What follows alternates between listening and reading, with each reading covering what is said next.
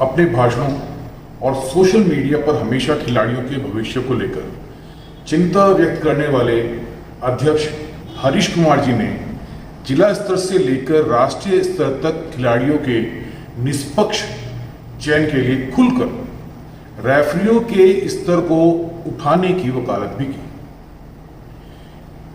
एक अंतर्राष्ट्रीय मैच पर पूरी नजर बनाए रखने वाले अध्यक्ष महोदय एक बड़े अंतर्राष्ट्रीय पदक की उम्मीद हर उस कोच और खलीफा से लगा बैठते थे जिसको भी जिम्मेदार लोग उनके सामने लाकर उसका गुणगान कर दिया करते थे। अंतर्राष्ट्रीय स्तर पर लगातार मिल रही निराशा को हरीश कुमार जी ने कई बार अपनी सोशल मीडिया पोस्ट पर व्यक्त भी किया। चैंपियनशिप के दौरान दिए गए अपने उद्बोधनों, अपने भाषणों में भी उनकी इस निराशा और भविष्य के एक पदक की उम्मीद झलकती थी। बदलाव को लेकर अध्यक्ष महोदय के दिमाग में क्या कुछ चल रहा था, इसकी झलक तो कॉमनवेल्थ ताइक्वांडो प्रतियोगिता में बनाई गई कमेटी से ही दिखाई देने लगी थी। परंतु उनके इस कदम को हवा तब मिली जब 2014 में राजस्थान में आयोजित सीनियर ताइक्वांडो चैंपियनशिप में कॉमनवेल्थ प्रतियोगिता के बचे हुए मेडलों को ही नए स्टिकर चिपकाकर दे दिया गया और इसके लिए जिम्मेदार माना गया फेडरेशन के महासचिव टी प्रवीण कुमार का। हालांकि प्रतियोगिता के उपरांत समीक्षा बैठक में अधिकांश पदाधिकारियों ने टी प्रवीण कुमार के इस तर्क का समर्थन किया कि फेडरेशन के पैसों की बचत और कॉमनवेल्थ प्रतियोगिता के फालतू बचे हुए मेडलों की खपत के लिए ही उन्होंने राजस्थान में आयोजित सीनियर नेशनल प्रतियोगिता के स्टिकर चिपकाने की इजाजत दी। परंतु यक्ष प्रश्न यह उठता है कि 3 वर्षों तक किसी को भी इन बचे हुए मेडलों की जानकारी क्यों नहीं थी। अब क्योंकि अध्यक्ष महोदय के संज्ञान में लाए बिना यह कार्य किया गया था, अतः नए लोगों को अपनी वफादारी और जागरूकता को साबित करने का एक मौका मिल गया। और राजनीति चाहे स्पोर्ट्स की हो या राजनीतिक दलों की, सब जानते हैं कि किन किन परिस्थितियों में मुद्दों का जिंदा रहना अत्यंत आवश्यक है। कहने को तो यह मुद्दा निपट गया था, परंतु अपने पीछे कई सवाल छोड़ गया था। स्पोर्ट्स की राजनीति को समझने वाले इस बात को अच्छे से समझ सकते हैं कि कुर्सी पर बने रहने के लिए कितने कड़वे घूंट पीने पड़ते हैं। 2004, 2004 to 2012 के बीच हिंदुस्तान की ताइक्वांडो में अनेकों स्वयंभू विकास अधिकारी आ चुके थे, परंतु किसी का भी ध्यान इस ओर नहीं गया कि छोटी उम्र से ही जिन खिलाड़ियों ने और छोटी उम्र से ही राष्ट्रीय स्तर से अंतर्राष्ट्रीय स्तर तक अपनी मेहनत और अपनी प्रतिभा की छाप छोड़ने वाली टैलेंट का प्रदर्शन किया, उन टैलेंटेड खिलाड़ियों ने अचानक से ताइक्वांडो को अलविदा क्यों कह दिया। आखिर हिंदुस्तान की ताइक्वांडो के विकास के लिए जिम्मेदार लोगों ने ताइक्वांडो के लॉन्ग टर्म डेवलपमेंट प्रोग्राम जैसे विषय में पीएचडी करने वाले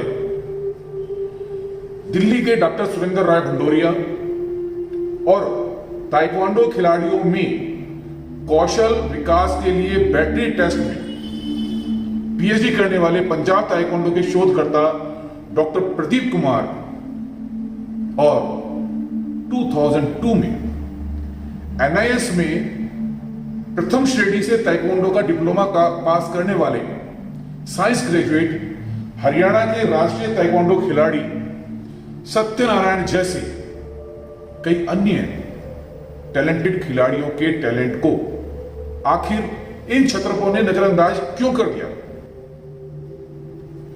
क्या ये होनहार मेधावी लोग अपनी मेहनत, अपनी ताकत और अपना पैसा ताइक्वांडो की बजाय किसी अन्य विषय पर शोध करने में नहीं लगा सकते थे? क्या इनके प्रयासों को सम्मान नहीं मिलना चाहिए था? खैर, 2011 में हिंदुस्तान में स्पोर्ट्स कोड लागू हो चुका था। 2013 में अध्यक्ष महोदय के कार्यकाल की समाप्ति की सुगबुगाहट के साथ ही कुर्सी के दावेदार भी सिर उठाने लगे थे। ऐसे में अपना कार्यकाल पूरा कर चुके हरीश कुमार जी के सामने दो ही रास्ते थे। एक, या तो अपने किसी विश्वास पात्र को अध्यक्ष की कुर्सी पर बैठा स्वयं बाहर से फेडरेशन की बागडोर को संभाल कर रखें, या फिर 15 वर्षों तक ताइक्वांडो के विकास की जिम्मेदारी निभा चुके हरीश कुमार जी लोकतांत्रिक प्रणाली का पालन करते हुए फेडरेशन के पदाधिकारियों के विवेक पर हिंदुस्तान की ताइक्वांडो के भविष्य को छोड़ दें। परंतु इसे कुर्सी की ताकत का लालच कहा जाए या फिर ताइक्वांडो खेल के प्रति उनका जुनून, इस संदर्भ में अलग अलग लोगों की अलग अलग राय है कि किसी अन्य पर विश्वास ना कर हरीश कुमार जी ने 29 नवंबर 2013 29 नवंबर 2013 को गुरुग्राम में आयोजित ताइक्वांडो फेडरेशन ऑफ इंडिया की एनुअल जनरल बॉडी मीटिंग में अपनी धर्म पत्नी को ही ताइक्वांडो फेडरेशन ऑफ इंडिया की अध्यक्ष और स्वयं को फेडरेशन का चेयरमैन बना फेडरेशन की बागडोर अपने ही हाथों में रखने का निर्णय लिया। ताइक्वांडो के इतिहास में यह पहला मौका था जब किसी महिला को अध्यक्ष बनाया गया। हम इसको हिंदुस्तान की ताइक्वांडो के इतिहास में इस प्रकार भी देख सकते हैं कि हिंदुस्तान की ताइक्वांडो की पहली महिला अध्यक्ष श्रीमती रेणु महंत बनी। फेडरेशन में अंदर खाने चल रही हलचल को भांपते हुए हरीश कुमार जी ने एक दाव और खेल दिया। 2004 में हरीश कुमार जी करीब आए और 2012 में सर्टिफिकेट बेचने जैसे असाधारण आरोपों में चार्जशीट हुए टी प्रवीण कुमार को ताइक्वांडो फेडरेशन ऑफ इंडिया का सीईओ नियुक्त कर दिया गया। यह भी हिंदुस्तान के ताइक्वांडो के इतिहास में एक अभूतपूर्व घटना थी जब किसी को उसके गुनाह के लिए ब्लैकलिस्ट करने की बजाय सीईओ जैसी महत्वपूर्ण जिम्मेदारी सौंप दी गई। परंतु राजनीतिक मजबूरी नाम की भी कोई चीज होती है। कहने को तो अपने विरोधियों के गुनाहों पर पर्दा डाल उनको फेडरेशन के पदों पर बिठा अपने खिलाफ उठ रहे विरोध को शांत कर दिया गया था। अब इस बात से सभी भलीभांति वाकिफ ही थे कि चेयरमैन के रूप में अध्यक्ष की भूमिका खुद हरीश कुमार जी ही निभा रहे थे। हालांकि 2013 के अंत आते आते हरीश कुमार जी ने उत्तर प्रदेश, बिहार, झारखंड, कर्नाटक, महाराष्ट्र, गोवा और जम्मू कश्मीर के अपनी पसंद के लोगों को अपनी टीम में जगह देकर एक अच्छा संदेश देने की कोशिश की थी। परंतु 2010 से लेकर 2013 तक के घटनाक्रमों को फेडरेशन के नवनियुक्त चेयरमैन साहब अनदेखी नहीं कर रहे थे। 2010 के बाद से ही ताइक्वांडो एक्टिविटीज में बढ़ चढ़कर हिस्सा लेने वाले अध्यक्ष महोदय के अत्यंत करीबी भी शांत नहीं बैठे थे। हिंदुस्तान की खेल राजनीति में बड़ा भूचाल उस समय आया जब अंतर्राष्ट्रीय ओलंपिक कमेटी ने भारतीय ओलंपिक संघ के चुनावों को अवैध बताते हुए भारतीय ओलंपिक संघ की मान्यता को अगले कदमों तक समाप्त कर दिया, या कहें कि ओलंपिक कमेटी की गतिविधियों पर रोक लगा दी। और इसका सीधा तौर पर हिंदुस्तान की ताइक्वांडो पर भी असर पड़ा। जब वर्ल्ड ताइक्वांडो फेडरेशन ने भी ताइक्वांडो फेडरेशन ऑफ इंडिया की मान्यता समाप्त कर दी, ये वो समय था जब मास्टर जिमिया जिप्तियानी एवं दूसरे अन्य लोगों को भी हिंदुस्तान की ताइक्वांडो पर अपना दावा सिद्ध करने का मौका मिलता दिखाई देने लगा। परंतु इस बीच संपन्न हुई अंतर्राष्ट्रीय ताइक्वांडो प्रतियोगिताओं में भारतीय ताइक्वांडो खिलाड़ियों ने लगातार अंतर्राष्ट्रीय ओलंपिक कमेटी के बैनर तले अपना शानदार प्रदर्शन किया। हालांकि इस बीच जितनी भी टीम भेजी गई, उन सबकी जिम्मेदारी ताइक्वांडो फेडरेशन ऑफ इंडिया ने ही उठाई और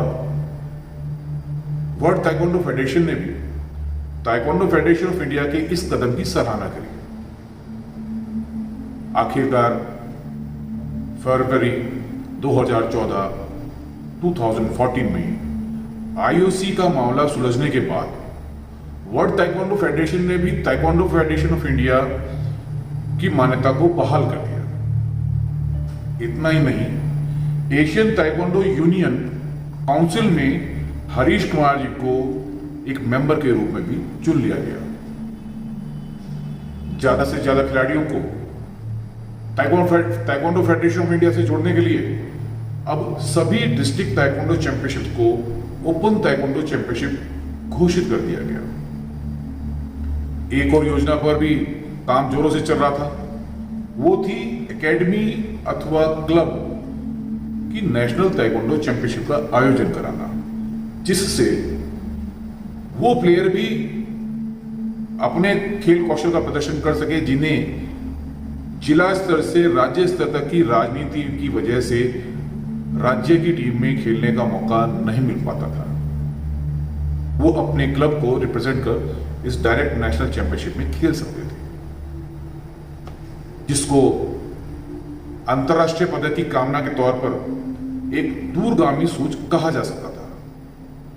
मई 2014 में ही हिंदुस्तान की ताइक्वांडो की नींव के एक महत्वपूर्ण पत्थर ग्रैंड मास्टर अभय सिंह राठौर, जो अब तक हिंदुस्तान की ताइक्वांडो को अलविदा कह अमेरिका में जाकर सेट हो चुके थे, उनके इंटरनेशनल एक्सपीरियंस और इंटरनेशनल रिलेशनशिप को ध्यान में रखते हुए उन्हें हिंदुस्तान की ताइक्वांडो से जोड़ने का महत्वपूर्ण निर्णय लिया गया और उन्हें ताइक्वांडो फेडरेशन ऑफ इंडिया की टेक्निकल कमेटी का एडवाइजर नियुक्त कर दिया गया।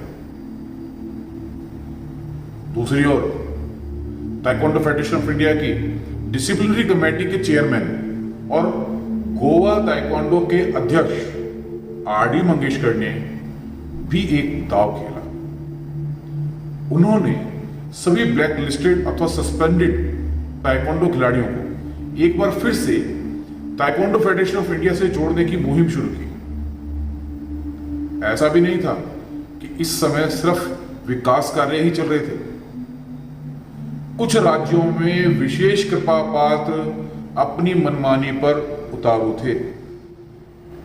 हर छोटी बड़ी गलती सामने लाई जा रही थी।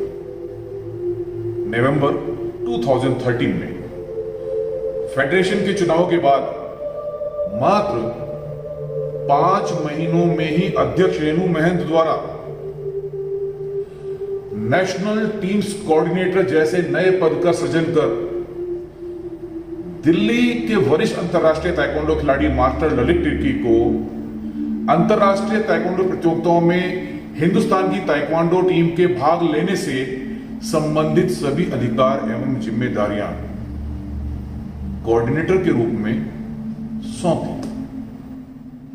इतना ही नहीं, मास्टर ललित तिर्की को अध्यक्ष महोदय का सलाहकार भी नियुक्त कर दिया गया। अब मास्टर ललित तिर्की के हाथों में न सिर्फ फेडरेशन के उन सभी कामों की जिम्मेदारी आ गई थी जिनमें फेडरेशन के पैसों का लेन देन ज्यादातर अंतरराष्ट्रीय करेंसी यानी कि डॉलर में ही होता था, बल्कि भारतीय खेल प्राधिकरण अर्थात sports authority of India Sai के साथ भी कोऑर्डिनेशन की जिम्मेदारी मास्टर ललित तिर्की के ही कंधों पर सौंप दी गई थी। इसके पीछे का तर्क यह था कि क्योंकि ज्यादातर अंतरराष्ट्रीय टीमें दिल्ली से ही जाती और वापस आती हैं, तो खिलाड़ियों को किसी भी प्रकार की कोई असुविधा ना हो, उनके वीजा और टिकट की कोई समस्या ना हो। इसमें कोई बुराई भी नहीं थी। आखिर बैंकिंग क्षेत्र के अनुभव और ताइक्वांडो खिलाड़ी के रूप में उनके एक्सपीरियंस और दिल्ली के विभिन्न माध्यमों की जानकारी का फायदा उठाना कोई बुरी बात नहीं थी। लेकिन ये सब अचानक से तो नहीं हुआ होगा। इस सबके पीछे पूर्व में बढ़ती गई अनियमितताएं और खिलाड़ियों को हुई परेशानियों को ही दूर करने के लिए उठाया गया कदम था, या फिर इसके पीछे सोचा समझा गया कोई राजनीतिक दांव था। इस प्रकार के पदों के सृजन से फेडरेशन में उपाध्यक्ष, महासचिव और सीईओ जैसे महत्वपूर्ण पदों पर बिठाए गए लोगों की जिम्मेदारी, या कहें तो जरूरत ही क्या रह गई थी।